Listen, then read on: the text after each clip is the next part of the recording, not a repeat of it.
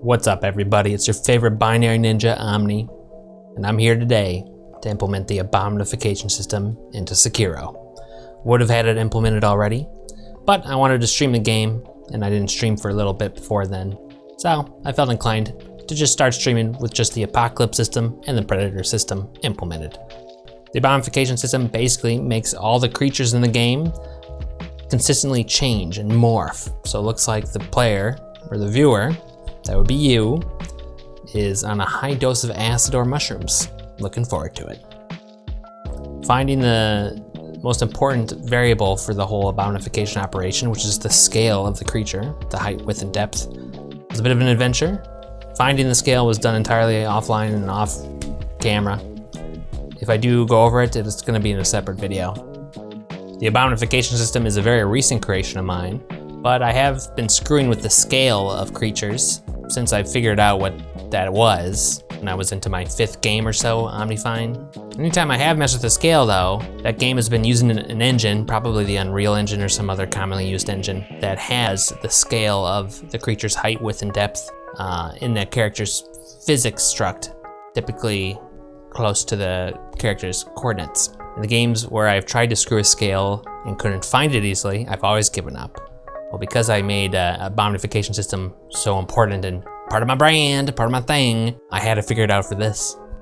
From Software apparently uses, from what I can tell, their own engine for their games and all that. And so I was a bit dismayed when I saw that there wasn't a scale parameter in the character's location/physics modules. And I can say with, as much certainty as I can have, that this game doesn't have built into it a scaling modifier for the creatures, so we had to create our own. Again, remember, I'm a noob to the game development thing, so I'm learning. But after doing some insane searching and figuring out of stuff, figured out that the scaling of models, what we see here for the creatures, is done in the scale form library that Sekiro apparently uses to render stuff. And I found that here in the set identity method of the matrix 4x4 class, that I can effectuate a scaling change. Essentially, if I multiply the contents of XMM9, 6, and 3 by X amount, the character's height, width, and depth will increase by that amount. Not too sure which register corresponds to what dimension. We'll figure that out. So that's great. We have a mechanism to change how big and small the creature is. Just so you don't think I'm smoking anything right on the outset here, I will show you what it looks like. You can see there's an NPC right by me, the old lady, and I'm gonna multiply the contents of that XMM9, 6, and 3 register by, I think, 2.5. There you go. She's 2.5 times bigger in all dimensions. So how do I get the Abomnification thing going here? Well, in order to implement my Abomnification algorithm, I'm gonna need a number of data points where I'm gonna have to store data specific to that NPC. So what data points do I need to store for each NPC? Get the Abomnification system to work with them? Well, we'll have a nice general overview of the Abomnification system one day in a video, but let's just go over it right now. I'm gonna need a data point for the X scale, the effective X scale, like the live X scale, the Y scale, Z scale, then the original X scale. This is the scale, this is the value of the X scale prior to the start of a new morph. Original Y scale, original Z scale. I'm gonna need a place to store the morph mode, the number of steps per morph, the current morph step, and then the target XYZ scale that we're morphing to. That's 12 different bits of data. In the games where I have to store per NPC data, it can be a struggle to find in an area of memory that won't be touched by the game, that is specific to the NPC that I can store stuff in, piggyback on existing data structs. Well, we're gonna run into that problem with Sekiro. Let us find out. So at the place where we're gonna effectuate the scaling change, I found that at the 260th offset from the top of the stack, we can get a pointer to the base enemy data structure. We're gonna look at this base enemy data structure right now, and I found a good place to store all this stuff. I don't remember the exact place, so just kind of what it looked like. Here's the current contents of enemy-based data structures for, let's see, 5 different enemies in the area. And we're looking at offsets starting at 23B8. Let's see, there's more than enough rows here. And I think we can store our data here. Note that if we're looking at the player's own base data structure, these will not be empty. So that'll be fine, this will be filtering out the player anyway. But I'm satisfied enough that this is a good place to store the data that I need to. But just do a little test here. Let's set these values here and see if the game crashes.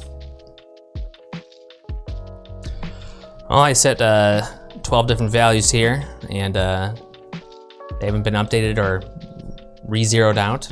Looks like a safe place to store the data that I need to. So let's assign new names to these members of the struct to reflect what they're going to be holding for us. Makes it a bit easier to juggle this vast amount of data in the code we'll be running too. So for the first one, it's going to be the effective X scale. These are all floating point. Most of these will be floating point at least.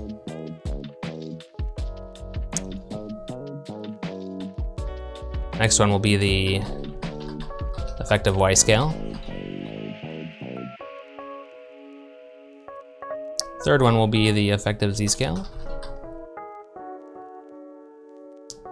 This will be followed by the original scales.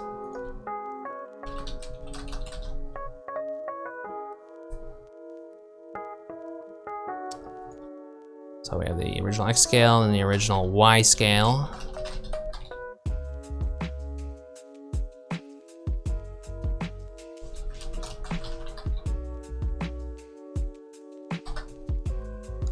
Next, we'll be storing the morph mode.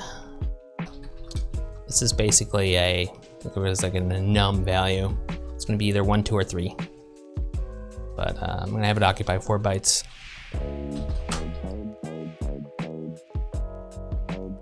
Just for alignment purposes. Next, we're going to have the number of steps it takes for a creature, an individual creature, to start and complete a new morph. So let's call it number of steps to morph. Good, it just fits. We're gonna have the next one be the current morph step we're on.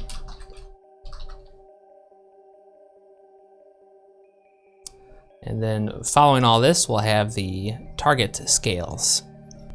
When we generate a new morph, we'll be generating new target XYZ scales, and that's what we're going to be morphing to.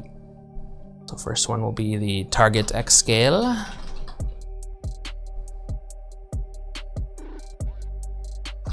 And the target Y scale. Finally, the target Z scale. We need all of these in order to effectuate a morph, and I'm fairly confident that we have a good home for them. Great, let's save this, and then we're gonna start writing some code. Here's our Abomnification hook. This is gonna be inserted into that place of code we were just looking at. The first thing we wanna do is filter out the player. So we have the player's base data struct mapped to the simple player. We're gonna wanna see if that's been initialized first, since this is gonna be called a lot on multiple threads. There's a good chance that it's not been initialized yet. Let's push RBX. Dereference the player pointer, put it to RBX, see if it's been initialized yet. And if it's not been initialized, let's get the hell out of here. If it has been initialized, let's see how it stacks up in comparison to that one location in the stack that we pointed out earlier that contains the based character struct. Let's move to RBX. The address located at RSP plus 268, which is, as I pointed out earlier, contain the address of the base character struct, enemy or player. Let's compare it to the player base struct. Obviously, if it's the player whose polygons are being melded here. We want to get the hell out of here. Now we can do our Abomnification code. I actually don't have the Abomnification code game neutralized yet. Oops. So we're gonna have to re-implement it here real quick. So this function that we're inserting into actually updates the graphics, and it's multi-threaded. And it's probably gonna be going off at a very high frequency. We actually don't want the code that's morphing the scale to be here. This will just load what we have for the scale into the creature. We want to find something that's going off, you know, consistently, but we really want something that's single-threaded, mainly for the random number generation. So all we need to actually add here is just code that looks at what the creature's scale is supposed to be according to the Abomnification system and effectuates that scale. So remember, the target SSC registers are XMM 9, 6, and 3. I actually don't know yet what corresponds to what as far as the dimensions go. I'm assuming XMM 9 might be the height, or the width, or the depth. XMM 6 might be one of those, and XMM 3 might be the last one. Let's just guess and assume that 9 is the height, 6 is the width, and 3 is the depth. And if we're wrong, we'll just swap them. Code essentially implements a scaling factor to creatures in the game. So assuming XMM 9 is where the height has to go, let's load what our X scale is supposed to be into a register, and then we're gonna multiply what's in XMM 9 by that. So let's back up a SSC register here.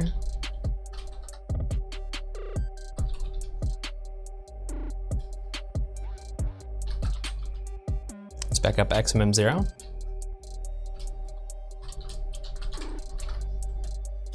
We're also going to need to back up register just to store the reference to the enemy's base struct. Let's back up REX. We're going to move to REX the enemy's base struct. Okay, if we refer back to the struct diagram we mapped out before, the X scale will be located here.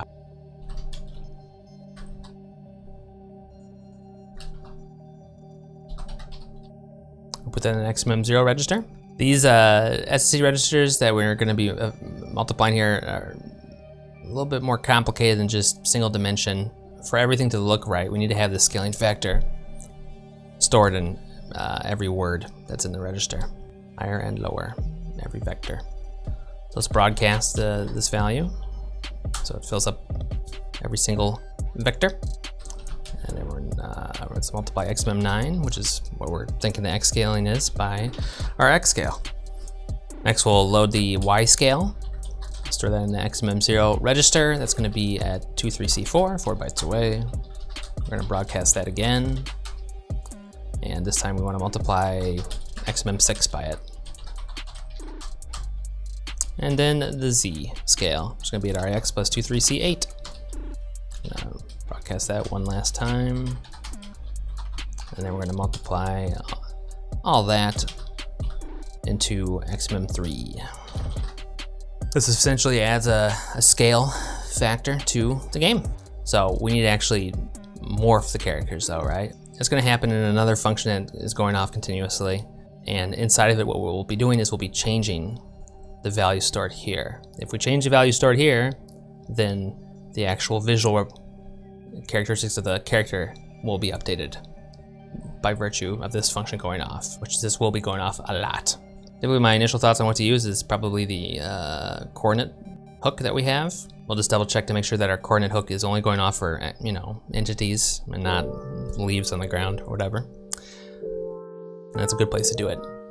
We'll also have to make sure that it's single threaded. So now we're gonna paste in the Abomnification system. There will be a more detailed overview of the Abomnification function in the specific overview video for it when it comes out. All right, here's our Abomnification hook. Now I'm gonna paste in the Abomnification system. There's all my allocations.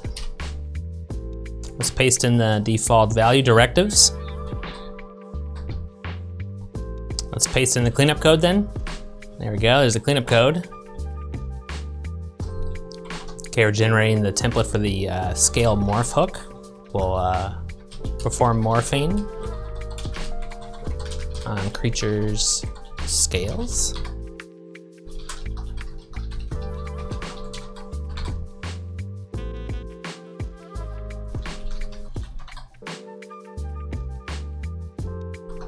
Here's the address. Let's put in the bytes right there. Let's call it morph scale. NOAPA 2. Move that on over here. Let's get the original code in there now. Okay, great, that's good to go. We're gonna paste it into our hack file. All right, we got all the symbol declarations in there.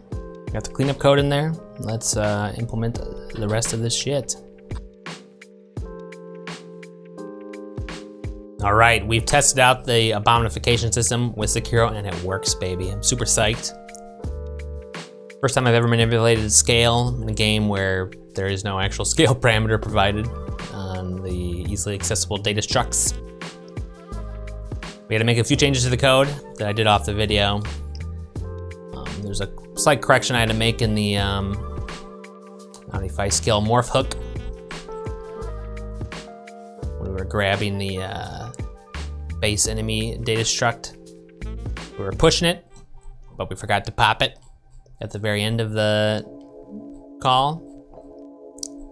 So we added in exit label. Now we pop it. Now it works. The actual difficult issue is in the scale setting function. I was having difficulty locating the enemy struct with every invocation of this function. The previous data points I had before or filters were not correct. Eventually found out, however, we can look at that R12 register, and this will lead us to an unknown and unnamed data structure. But if we look at the 58th offset of that data structure right here, it will point to enemy data struct. However, not all the values that would be provided for the R12 register would work. Sometimes it was being provided with addresses to static temporary memory. Typically, I call this working memory. Typically, it's memory that the game uses to calculate some stuff, and then it ships off the values to more permanent writable memory. The working memory is pretty easy to identify because the address value itself is quite low. As you can see with this example of the base enemy data struct, the region of memory where, let's call it user data, can be found is in this region of 7FF4F, 0 to F for the remaining digits. Basically, I had to filter out all the working memory. To filter out the working memory, I would take what's in the R12 register, shift it to the right by 16 bytes, which would basically, remove 4 digits. And then I could compare it to this value here, and then we would abort if it's less than that. This value right here is basically this value, without being shifted to the right, which falls within this region here. We have to shift it to the right because we can't compare values this large on a register. Because of reasons I still need to read up on, even though it's probably very basic. And then we use our 12 plus 58, which I talked about before, to get the enemy data struct. And basically, it just worked after that. So everyone, I give to you Sekiro Abomnified. Behold the morphing old lady with the morphing mode of dynamic non-uniform. A few changes that we're probably gonna have to make, or we could make for extra credit, is only the bodies and things that are immediately attached to the bodies are being abomnified here. Models that belong to clothing that they might wear that usually exist so they can have different physics will not scale currently. I will have to find another place to hook into to do that since they're just separate models. But behold, these both are non-uniform morphs, I think. Now this one's a uniform morpher. So you can see the height, width, and depth are all increasing and decreasing uniformly. Of course, the one in the distance there is non-uniform. Of course, the third mode is static unnatural, large and small, where the enemy is just going to be very large and very tiny. And there you have it, we did it. Just spent a full stream testing the Abomnification code out. And there's just some important changes I had to make that I wanted to share with you. In particular, the place I wanted to add the data points for storing the various per NPC abomination stuffs which was previously in the base enemy data structure, if you can recall. Found that area to not be a safe place to write to, was causing crashes, so I instead moved it to a region of memory found inside the enemy's physics module, or location module that contains their coordinates. So I just had to remap all the various data points to new addresses, and instead of using the base data struct, which is what this was before, we use the physics module. In addition to that, I had to add some more filtering conditions inside the actual scale setting function. Otherwise we were getting crashes. This is a pretty low level area code where it's basically drawing 3D stuff, and it's hard to find relations between this and data. So basically we found our way here to filtering it out, so we only processed instructions where R10 was set to this value. If it was less than this, it was more than likely something that wasn't related to a creature. So here were some additional filters that we added then. We actually wanted to look up the data that's on the creature's physics module, not their base data struct. Previously the base data struct could be found at the 58th offset of this R12 register that was provided to this drawing function. The physics module for creatures, luckily, is actually found on this R12 struct as well at the 40th offset. So just added a few more filters to make sure that there was indeed some bytes set at this offset. And also applied a filtering function here that ensured that what was set at this offset was a valid pointer to some creature data. And again, something I've never done before in a game, but it was neat to do it in this one. This one makes sure that it's at least above or within this range, 7FF4. And then this one makes sure it doesn't go outside that range. Make sure it's not greater. So basically, taking these two things together pretty much enforces a rule that the bytes set at this offset are within the range of 7FF4, 000000000, and 7FF4, FF, FF, FF, FF. And that took care of all the crashes, and was very relieved for that to happen. Basically, everything else is good though. We have a wonderful Abomnified game. Just look at all those Abomnified priests over there. I also removed the static unnatural morphing mode. Doesn't work in this game that well. That's the morph mode that makes things really big. That's actually not correct. I removed half of it. Things can't be really big anymore, but they can be really small. So static unnatural is either really big or really small. Please subscribe to the YouTube channel, and don't forget to check out the gameplay live on my Twitch channel, twitch.tv/omni. Give that a follow, please. Join my Discord, follow me on Instagram, like the video, comment, all this stuff. I deserve it. Come on. Come on. It's free. See you guys.